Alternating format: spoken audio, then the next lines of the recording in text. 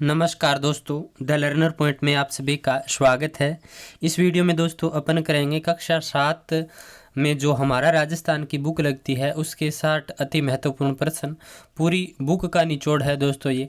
आप 60 में से कितने सही कर पाते हैं कमेंट बॉक्स में मुझे ज़रूर बताना। और इसके साथ साथ दोस्तों आप वीडियो को लाइक करना, ज़्यादा से ज़्यादा शेयर करना, कोई ऐड आए तो स्किप मत करना।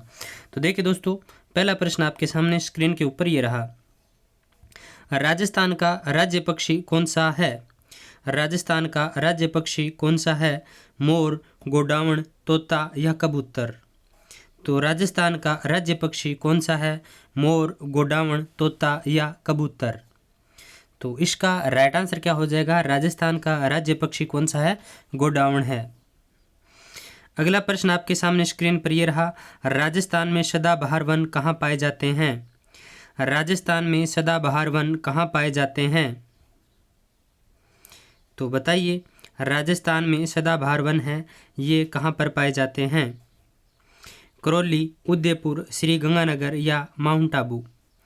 तो राजस्थान में सदाबहार वन कहाँ पाए जाते हैं यदि आपसे पूछ ले ये प्रश्न, तो इसका राइट आंसर करके आना है माउंट आबू। अगला प्रश्न आपके सामने स्क्रीन पर यह रहा। सेवण घास पाई जाती है। ऑप्शन इसके बाद में दिखाऊंगा, पहले आप प्रश्न देख लीजिए। सेवण घास पाई जाती है। अब चलिए ऑप्शन ये रहे। बीकानेर, बाड़मेर, जैसलमेर या जालोर? तो सेवण घास कहाँ पाई जाती है दोस्तों? लाठी सीरीज का आपने नाम सुना होगा। तो इसका राइट आंसर क्या हो जाएगा? जैसलमेर। अगला प्रश्न आपके सामने स्क्रीन पर यह रहा। राजस्थान में कुल कितनी बाग परियोजनाएं हैं? राजस्थान में कुल कितनी बाग परियोजनाएं हैं? 3, 4, 5 या 7? तो राजस्थान में कुल कितनी बाग परियोजनाएं हैं? इसका राइट आंसर क्या हो जाएगा? 5 बाग परियोजनाएं हैं। राजस्थान में आपसे बाग परियोजनाएं पूछ ले तो कितनी है? 5 बाग परियोजनाएं हैं राजस्थान के अंदर। अगला प्रश्न आपके सामने स्क्रीन पर यह रहा। मरुस्थलीय वनस्पति को कहा जाता है? मरुस्थलीय वनस्पति को कहा जाता है? मरुसोना, मरुकल्प, मरुद्भिद या सभी? तो 5 का राइट आंसर बताइए दोस्तों। मरुस्थलीय वनस्पति को और किस नाम से जाना जाता है? तो दोस्तों मरुस्थलीय वनस्पति को दोस्तों मरुद्भिद वनस्पति के नाम से भी जाना जाता है। 5 का राइट आंसर सी। अगला प्रश्न आपके सामने स्क्रीन पर यह रहा। काजरी और आफरी संस्थान किस जिले में स्थित है? काजरी और आफरी संस्थान किस जिले के अंदर स्थित है? उदयपुर, जोधपुर, बीकानेर या जयपुर? तो देखिए दोस्तों, काजरी और आफरी संस्थान किस जिले के अंदर है? इसका राइट आंसर क्या हो जाएगा? दोनों के दोनों ही जोधपुर में स्थित है। कहाँ? जोधपुर। अगला प्रश्न आपके सामने स्क्रीन पर यह रहा। केसरबाग वन्य जीव अभ्यारण्य किस जिले में स्थित है? केसरबाग वन्य जीव अभ्यारण्य किस जिले के अंदर स्थित है? कोटा, धौलपुर, करौली या बारा? तो देखिए दोस्तों, केसरबाग वन्य जीव अभ्यारण्य है, ये धौलपुर जिले में स्थित है। कहाँ? धौलपुर। अगला प्रश्न आपके सामने स्क्रीन के ऊपर यह रहा। राजस्थान राज्य वन नीति 2010 के अनुसार कितने प्रतिशत भाग पर वन होने का लक्ष्य रखा गया? राजस्थान राज्य वन नीति 2010 के अनुसार कितने प्रतिशत भूभाग पर वन होने का लक्ष्य रखा गया? यानी कितने प्रतिशत भाग पर वन होने चाहिए, ऐसा लक्ष्य रखा गया 2010 की राजस्थान वन नीति के अनुसार। तो देखिए दोस्तों, इसका राइट आंसर हो जाएगा 20%। वैसे दोस्तों 33% क्षेत्र पर वन होना अनिवार्य होता है, लेकिन उस नीति के अनुसार जो 2010 में बनी थी राजस्थान राज्य वन नीति, उसके अनुसार लक्ष्य रखा गया कि कम से कम हमारे 20% भाग पर तो वन होने चाहिए। अगला प्रश्न आपके सामने स्क्रीन पर यह रहा। विश्व का एकमात्र वृक्ष मेला कहाँ लगता है? विश्व का एकमात्र वृक्ष मेला कहाँ लगता है? विश्व का एकमात्र वृक्ष मेला कहाँ लगता है? जैसलमेर, जोधपुर, बीकानेर या अजमेर? तो राइट आंसर क्या हो जाएगा? जोधपुर में लगता है। अगला प्रश्न। राजस्थान राज्य के कुल क्षेत्रफल का लगभग कितना प्रतिशत भाग वन क्षेत्र है? राजस्थान राज्य के कुल क्षेत्रफल का लगभग कितने प्रतिशत भाग वन क्षेत्र है? 9%, 8%, 10% या 11%? तो देखिए दोस्तों, राजस्थान अध्ययन के अकॉर्डिंग इसका राइट आंसर हो जाएगा 10%। अगला प्रश्न, इनमें से धात्विक खनिज समूह की पहचान कीजिए। इनमें से धात्विक खनिज समूह की पहचान कीजिए। सीसा, तांबा, लोहा, सीसा, संगमरमर, जिप्सम, तांबा, मैग्नीज, चूना पत्थर, ग्रेनाइट, तांबा, जिप्सम। तो देखिए दोस्तों, इसका राइट आंसर क्या हो जाएगा? सीसा, तांबा, लोहा। धात्विक खनिज समूह की पहचान करनी है तो क्या हो जाएगा? सीसा, तांबा, लोहा। अगला प्रश्न आपके सामने स्क्रीन के ऊपर ये रहा, चंदेरिया सीसा जस्ता शोधक संयंत्र किस जिले में स्थापित है? चंदेरिया सीसा जस्ता शोधक संयंत्र किस जिले में स्थापित है? जयपुर, चित्तौड़गढ़, जैसलमेर या नागौर? तो इसका राइट आंसर क्या हो जाएगा? चित्तौड़गढ़ में है दोस्तों। चंदेरिया सीसा जस्ता शोधक संयंत्र किस जिले में स्थित है? तो चित्तौड़गढ़ में स्थित है। फिर है, राजस्थान का पहला अत्याधुनिक तकनीक एवं प्रौद्योगिकी से बनाया गया परमाणु संयंत्र कहाँ स्थित है? राजस्थान का पहला अत्याधुनिक तकनीक एवं प्रौद्योगिकी से बनाया गया परमाणु संयंत्र कहाँ पर है? तो देखिए दोस्तों, जैसलमेर, श्रीगंगानगर, चित्तौड़गढ़ या जोधपुर? तो इसका राइट आंसर क्या हो जाएगा? चित्तौड़गढ़, रावतभाटा, चित्तौड़गढ़। अगला प्रश्न आपके सामने स्क्रीन पर यह रहा, प्रकार का कोयला श्रेष्ठ होता है, यानी कौन से प्रकार का कोयला है वो श्रेष्ठ होता है? एंथ्रेसाइट, बिटुमिन, लिग्नाइट या पीट? तो इसका राइट आंसर क्या हो जाएगा? कौन से प्रकार का कोयला श्रेष्ठ होता है? तो एंथ्रेसाइट प्रकार का है वो कोयला श्रेष्ठ होता है। अगला प्रश्न आपके सामने स्क्रीन पर यह रहा, लिग्नाइट आधारित ताप विद्युत संयंत्र है। लिग्नाइट आधारित ताप विद्युत संयंत्र है भड़ला, जोधपुर, चंदेरिया, चित्तौड़गढ़, गिरल, बाड़मेर, छबड़ा, बारा? तो लिग्नाइट आधारित ताप विद्युत संयंत्र है। तो इसका राइट आंसर बताइए दोस्तों। लिग्नाइट आधारित ताप विद्युत संयंत्र कहाँ स्थित है? तो ये है दोस्तों छबड़ा, बारा में। कहाँ? छबड़ा, बारा। अगला प्रश्न आपके सामने स्क्रीन पर यह रहा, राजस्थान का किन खनिजों में एकाधिकार है? राजस्थान का किन खनिजों में एकाधिकार है? वोलेस्टोनाइट, लोहा अयस्क, सीसा जस्ता या 1, 3 दोनों? तो राजस्थान का किन खनिजों में एकाधिकार है? इसका राइट आंसर क्या हो जाएगा? 16 का डी, 1 और 3 दोनों, यानी वोलेस्टोनाइट और सीसा जस्ता दोनों। अगला प्रश्न आपके सामने स्क्रीन पर यह रहा, बाजरा, इसबगोल, सरसों, गंवार, मोठ व जीरे के उत्पादन में राजस्थान का देश में कौन सा स्थान है? बाजरा, इसबगोल, सरसों, गंवार, मोठ व जीरे के उत्पादन में राजस्थान का देश में कौन सा स्थान है? प्रथम, द्वितीय, तृतीय या पंचम? तो इसका राइट आंसर है वो क्या हो जाएगा? पहला स्थान है राजस्थान का। कौन सा? पहला। अगला प्रश्न, राजस्थान के किस जिले में एशिया महाद्वीप का सबसे बड़ा कृषि फार्म स्थित है? चलिए, मैं आपको ऑप्शन नीचे हैं लेकिन ऑप्शन आपको दिखाऊंगा ही नहीं। आप सीधे बताओ, राजस्थान के किस जिले में एशिया महाद्वीप का सबसे बड़ा कृषि फार्म स्थित है? तो इसका राइट आंसर क्या हो जाएगा? गंगानगर, सूरतगढ़। अगला प्रश्न आपके सामने स्क्रीन पर यह रहा, जल संरक्षण हेतु सिंचाई की उत्तम विधि है। जल संरक्षण हेतु सिंचाई की उत्तम विधि है नहरों द्वारा, खुले दोरों द्वारा, बूंद बूंद सिंचाई में फुहारों द्वारा, तालाब द्वारा। ये खुले जोड़े हैं दोस्तों, खुले जोड़ों द्वारा। तो देखिए दोस्तों, जल संरक्षण हेतु सिंचाई की उत्तम विधि कौन सी है दोस्तों? बूंद बूंद सिंचाई एवं फव्वारा द्वारा। अगला प्रश्न, निम्न में से किस व्यक्ति को वाटरमैन या जल पुरुष के नाम से जाना जाता है? बहुत इंपॉर्टेंट प्रश्न है दोस्तों। वाटरमैन या जल पुरुष के नाम से किसे जाना जाता है? हीरालाल शास्त्री, राजेंद्र प्रसाद या नरेंद्र शर्मा या उदय सिंह। तो वाटरमैन के नाम से दोस्तों राजेंद्र प्रसाद को जाना जाता है, वाटरमैन के नाम से। अगला प्रश्न, खरीफ की फसल बोई जाती है, खरीफ की फसल बोई जाती है जुलाई अगस्त, जून जुलाई, मार्च जून या अगस्त सितंबर। तो खरीफ की फसल बोई जाती है। 21 का राइट आंसर क्या हो जाएगा? जुलाई अगस्त में बोई जाती है खरीफ की फसल। कब बोई जाती है? जुलाई अगस्त। अगला प्रश्न आपके सामने स्क्रीन पर ये रहा, रबी की फसल किस माह में काट ली जाती है? रबी की फसल किस माह में काट ली जाती है?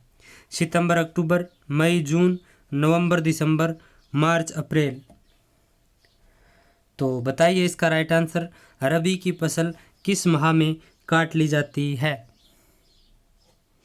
तो देखिए दोस्तों, रबी की फसल है वो मार्च अप्रैल के अंदर है वो काट ली जाती है। दिसंबर जनवरी के लगभग बोई जाती है, अक्टूबर से लेके दिसंबर तक बोई जाती है दोस्तों। गेहूं की बुआई दिसंबर जनवरी तक होती है, तो मार्च अप्रैल में ये काट ली जाती है। अगला प्रश्न आपके सामने स्क्रीन पर ये रहा, राजस्थान में सर्वाधिक सिंचाई किस से होती है? राजस्थान में सर्वाधिक सिंचाई किस से होती है? तो बताइए, नलकूपों से, तालाब से, बावड़ी से या नहरों से। तो देखिए दोस्तों, राजस्थान में सर्वाधिक सिंचाई है वो नलकूपों से होती है। किससे? नलकूपों से होती है। अगला प्रश्न आपके सामने स्क्रीन के ऊपर ये रहा, प्रश्न ये है, कृषि विपणन बोर्ड मदद करता है, कृषि विपणन बोर्ड मदद करता है शिक्षक की, किसान की, विद्यार्थी की या पशुपालक की। तो दोस्तों, कृषि विपणन बोर्ड है ये किसकी मदद करता है? किसान की करता है। अगला प्रश्न आपके सामने स्क्रीन पर यह रहा, कृषि उपज मंडी में मध्यस्थों से वसूला जाता है, कृषि उपज मंडी में मध्यस्थों से वसूला जाता है बाजार शुल्क, लाइसेंस शुल्क, सेवा शुल्क या परीक्षा शुल्क। तो कृषि उपज मंडी में मध्यस्थों से वसूला जाता है। तो इसका राइट आंसर क्या हो जाएगा? लाइसेंस शुल्क। क्या? लाइसेंस शुल्क वसूला जाता है। अगला प्रश्न आपके सामने स्क्रीन पर यह रहा, राजस्थान राज्य कृषि विपणन बोर्ड की स्थापना किस वर्ष की गई? राजस्थान राज्य कृषि विपणन बोर्ड की स्थापना किस वर्ष की गई? 1972, 1975, 1974 या 1976। तो इसका राइट आंसर क्या हो जाएगा? 1974 में राजस्थान राज्य कृषि विपणन बोर्ड की स्थापना की गई। अगला प्रश्न आपके सामने स्क्रीन के ऊपर ये रहा, जीरे के लिए प्रसिद्ध मंडी किस जिले में स्थित है? जीरे के लिए प्रसिद्ध मंडी किस जिले में स्थित है? तो देखिए दोस्तों, इसका राइट आंसर है वो क्या हो जाएगा? जोधपुर, मथानिया जोधपुर में दोस्तों जीरे की प्रसिद्ध मंडी है, वो प्रसिद्ध मंडी है। अगला प्रश्न, राजस्थान में निम्नलिखित में से कौन सा उद्योग बड़े उद्योगों की श्रेणी में आता है? राजस्थान में निम्नलिखित में से कौन सा उद्योग बड़े उद्योगों की श्रेणी में आता है? तो बताइए, घानी तेल, शहद, सूती वस्त्र उद्योग, खादी शिल्प। तो इसका सही उत्तर क्या हो जाएगा? सूती वस्त्र उद्योग है, ये बड़े उद्योगों की श्रेणी में आता है। अगला प्रश्न, कौन सी वस्तु राजस्थान में निर्यात नहीं की जाती? कौन सी वस्तु राजस्थान से निर्यात नहीं की जाती? इंपॉर्टेंट प्रश्न है दोस्तों, ये जाति में बड़ी मात्रा आएगी। तो ऊन, जवाहरात, पेट्रोल या संगमरमर। कौन सी वस्तु राजस्थान से निर्यात नहीं की जाती? तो पेट्रोल है, ये निर्यात नहीं किया जाता दोस्तों राजस्थान से, ठीक है। बाकी ऊन, जवाहरात, संगमरमर ये निर्यात होते हैं। फिर देखिए, ब्यावर में द कृष्णा मिल्स लिमिटेड की स्थापना कब की गई? इंपॉर्टेंट प्रश्न है बहुत। तो ब्यावर में द कृष्णा मिल्स लिमिटेड की स्थापना कब की गई? 1885, 1889, 1886 या 1879। तो ब्यावर में द कृष्णा मिल्स लिमिटेड की स्थापना कब की गई? इसका राइट आंसर है वो क्या हो जाएगा? 1889 में की गई। कब? 1889 में ब्यावर में द कृष्णा मिल्स लिमिटेड की स्थापना की गई। अगला प्रश्न, राजस्थान सरकार ने कृषि प्रसंस्करण, कृषि व्यवसाय एवं कृषि निर्यात प्रोत्साहन नीति का निर्माण कब किया? तो राजस्थान सरकार ने कृषि प्रसंस्करण, कृषि व्यवसाय एवं कृषि निर्यात प्रोत्साहन नीति का निर्माण कब किया था? तो इसका राइट आंसर है वो क्या हो जाएगा? 2019 में किया। कब? 2019। अगला प्रश्न आपके सामने स्क्रीन में ये रहा, राजस्थान में दूसरा बड़ा कृषि आधारित उद्योग कौन सा है? राजस्थान में कृषि आधारित दूसरा बड़ा उद्योग कौन सा है? तो बताइए, तिलहन उद्योग, चीनी उद्योग, खादी उद्योग या सूती उद्योग? तो राजस्थान में दूसरा बड़ा कृषि आधारित उद्योग कौन सा है? तो चीनी उद्योग है। कौन सा है? चीनी उद्योग। अगला प्रश्न आपके सामने स्क्रीन के ऊपर ये रहा, राजपूताने का करण किसे कहा जाता है? राजपूताने का करण किसे कहा जाता है? महाराजा राय सिंह, महाराणा सांगा, मिर्जा राजा जय सिंह, महाराणा प्रताप। तो राजपूताने का करण किसे कहा जाता है? इसका सही उत्तर हो जाएगा महाराजा राय सिंह को राजपूताने का करण कहा जाता है। अगला प्रश्न आपके सामने स्क्रीन के ऊपर यह रहा, विजय स्तंभ का निर्माण करवाया था? विजय स्तंभ का निर्माण करवाया था महाराणा प्रताप, सवाई जय सिंह, महाराजा सूरजमल या महाराणा कुंभा? तो विजय स्तंभ का निर्माण किसने करवाया था? इसका राइट आंसर है वो क्या हो जाएगा? डी, महाराणा कुंभा ने विजय स्तंभ का निर्माण करवाया था। अगला प्रश्न आपके सामने स्क्रीन पर यह रहा, भाषाभूषण, आनंद प्रकाश, सिद्धांत बोध, प्रबोध चंद्रदेव पुस्तकें किसके द्वारा लिखी गई? बहुत अच्छा प्रश्न है आज का ये। भाषाभूषण, आनंद प्रकाश, सिद्धांत बोध, प्रबोध चंद्रदेव पुस्तकें किसके द्वारा लिखी गई? सवाई जय सिंह, महाराजा राय सिंह, महाराजा जसवंत सिंह या इनमें से कोई नहीं? तो इसका राइट आंसर है वो क्या हो जाएगा? महाराजा जसवंत सिंह के द्वारा लिखी गई। अगला प्रश्न आपके सामने स्क्रीन पर यह रहा, सवाई जय सिंह ने कब नक्षत्रों की गति की गणना करने के लिए एक शुद्ध सारणी का निर्माण करवाया, जिसका नाम तत्कालीन बादशाह के नाम पर जीज ए मोहम्मद शाही रखा? 1724, 1725, 1726 या 1728? तो इसका राइट आंसर है वो क्या हो जाएगा? 1725। अगला प्रश्न आपके सामने स्क्रीन पर यह रहा, सवाई जय सिंह ने जंतर मंतर नाम से कुल 5 वेधशालाएं बनवाई, निम्न में से एक नहीं है। यानी 5 वेधशालाएं बनवाई, उनमें से कौन सी जगह है इन्होंने वेधशाला नहीं बनवाई? जयपुर, दिल्ली, आगरा या मथुरा? तो ये बहुत बार प्रश्न लेता हूँ दोस्तों मैं, ये प्रश्न इसीलिए लेता हूँ क्योंकि ये प्रश्न आने लायक है। तो देखिए इसका राइट आंसर हो जाएगा आगरा। बार बार यही बताता हूँ मैं, आगरा में नहीं है, आगरा में नहीं है। जयपुर में, दिल्ली में, मथुरा में, बनारस में। ठीक है, तो ये 5 जगह इन्होंने क्या बनवाई थी? वेधशालाएं बनवाई थी। आगरा शामिल है नहीं है। अगला प्रश्न देखिए, महाराणा सांगा के शरीर पर कुल कितने घाव थे? महाराणा सांगा के शरीर पर कुल कितने घाव थे? 80, 85, 84 या 82? तो देखिए दोस्तों, 80 घाव थे। कितने? 80 घाव। महाराणा सांगा के शरीर पर कुल कितने घाव थे? 80 घाव थे।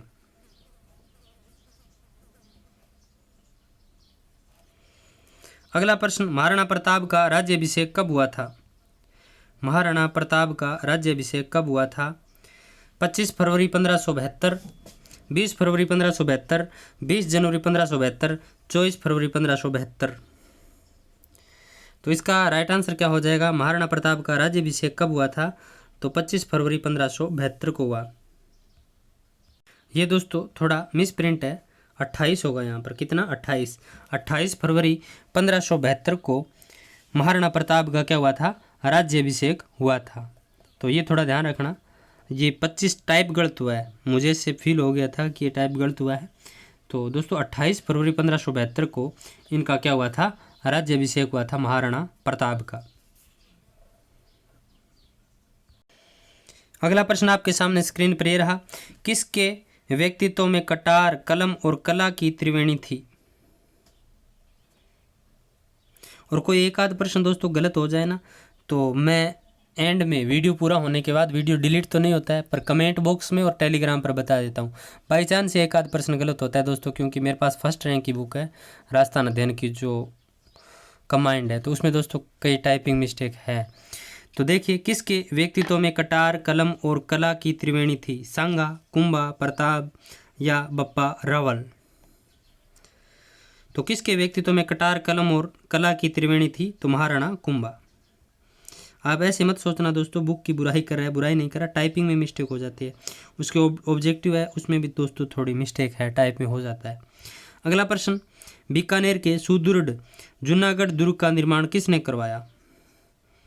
बीकानेर के सुदृढ़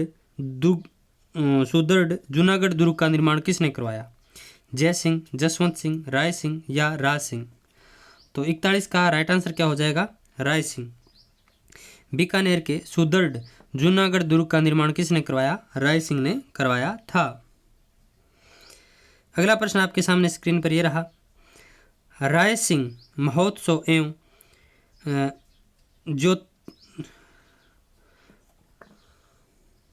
राय सिंह महोत्सव और ज्योतिष रत्नमाला, ये टाइप में मिस्टेक है दोस्तों, ज्योतिष रत्नमाला।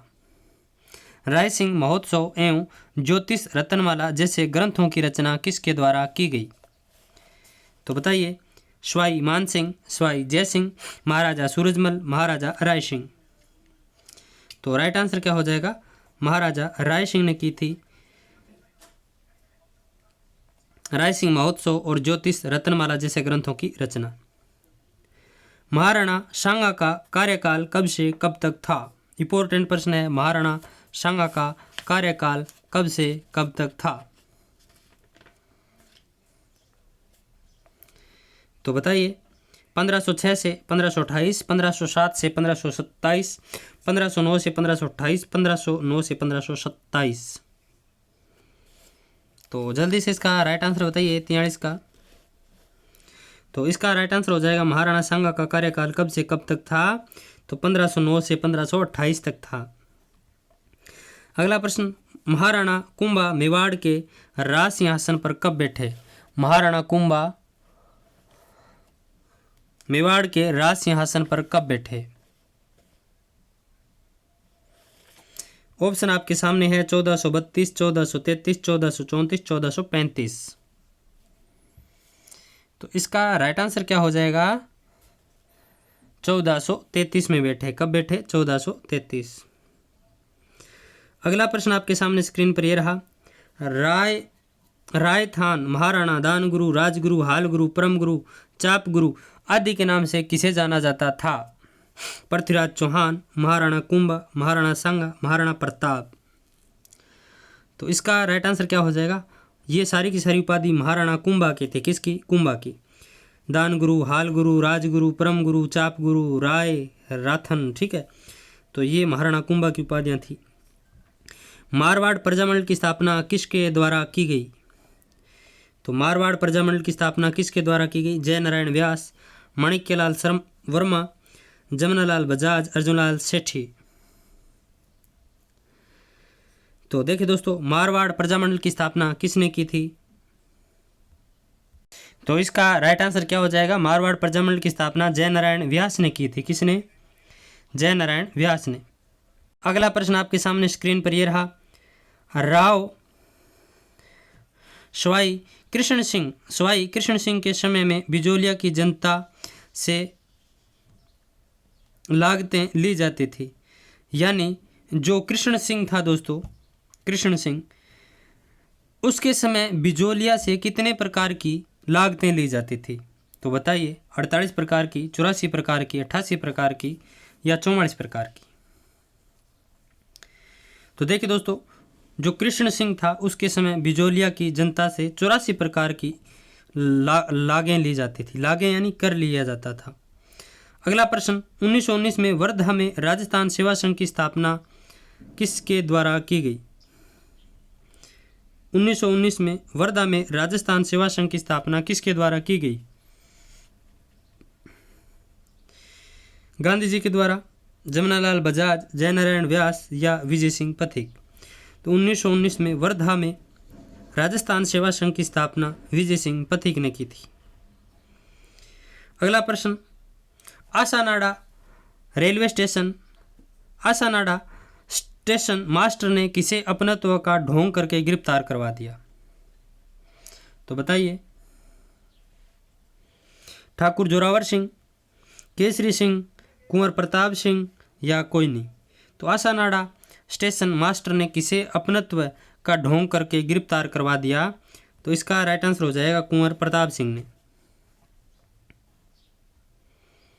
तो ये प्रताप सिंह दोस्तों, प्रताप सिंह बाहरट की बात हो रही है।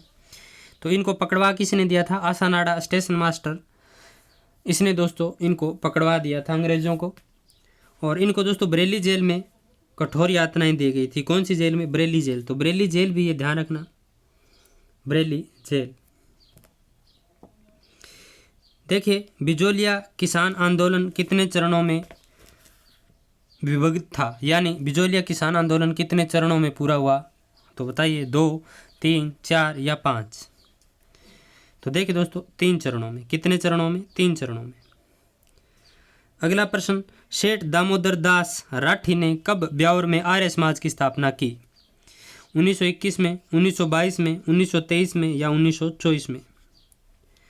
तो इसका राइट आंसर क्या हो जाएगा? सेठ दामोदर दास राठी ने कब ब्यावर में आर्य समाज की स्थापना की? 1921 में की। अगला प्रश्न, अर्जुन लाल सेठी ने कहाँ पर वर्धमान विश्वविद्यालय या विद्यालय की स्थापना की? अजमेर, जयपुर, इन दो में से बताइए आप। तो कहाँ पर की? जयपुर में। अगला प्रश्न, निम्न में से कौन लॉर्ड हार्डिंग पर बम फेंकने की घटना के बाद 27 वर्षों तक भूमिगत रहते हुए सन 1939 में मृत्यु को प्राप्त हुए? तो बताइए,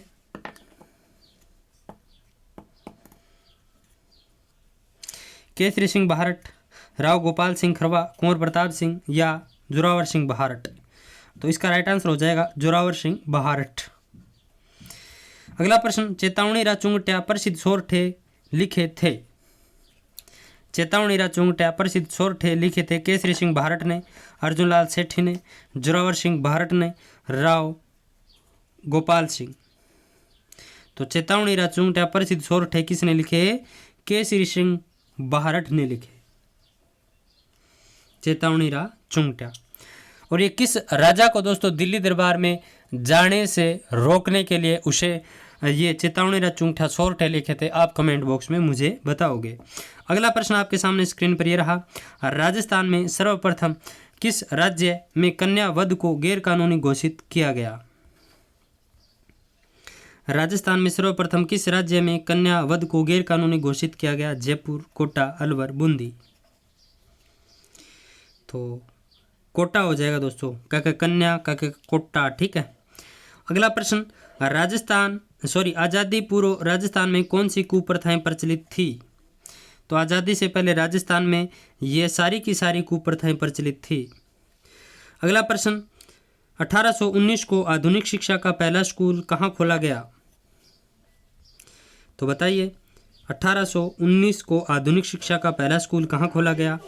जयपुर, अजमेर, उदयपुर, जोधपुर? तो इसका राइट आंसर क्या हो जाएगा? अजमेर। अगला प्रश्न आपके सामने स्क्रीन पर ये रहा, इनका मिलान करना है। दास प्रथा, अमृता देवी, मेयो कॉलेज, विद्या भवन?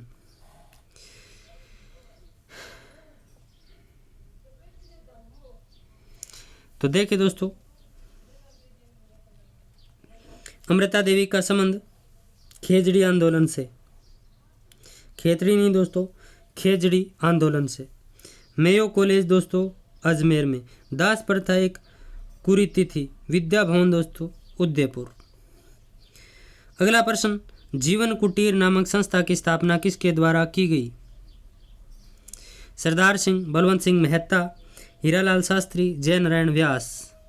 तो देखिए दोस्तों, जीवन कुटीर, तो इसकी स्थापना किसके द्वारा की गई? हीरालाल शास्त्री। जीवन कुटीर नामक संस्था की स्थापना हीरालाल शास्त्री ने की। फिर है, संविधान सभा में मेवाड़ का प्रतिनिधित्व किसने किया? संविधान सभा में मेवाड़ का प्रतिनिधित्व किसने किया? सर टी विजय राघवाचार्य, सरदार के एम पन्नीकर, रामचंद्र उपाध्याय, मुकुट बिहारी लाल भार्गव। तो इसका सही उत्तर है वो क्या हो जाएगा दोस्तों? सर टी विजय राघवाचार्य। अगला प्रश्न, निम्न में से किसने नेपाल में भारत के राजदूत के रूप में कार्य किया? निम्न में से किसने नेपाल में भारत के राजदूत के रूप में कार्य किया? दलेल सिंह, CH वेंकटाचारी, राज बहादुर, हीरालाल शास्त्री। तो इसका राइट आंसर क्या हो जाएगा? राज बहादुर। तो ये थे दोस्तों आज के 61 प्रश्न राजस्थान अध्ययन कक्षा 7 संपूर्ण बुक से थे दोस्तों। ये वीडियो आपको कैसा लगा मुझे कमेंट बॉक्स में आप ज़रूर बताना। इसके साथ साथ दोस्तों वीडियो को लाइक करना, ज़्यादा से ज़्यादा आप शेयर ज़रूर करना।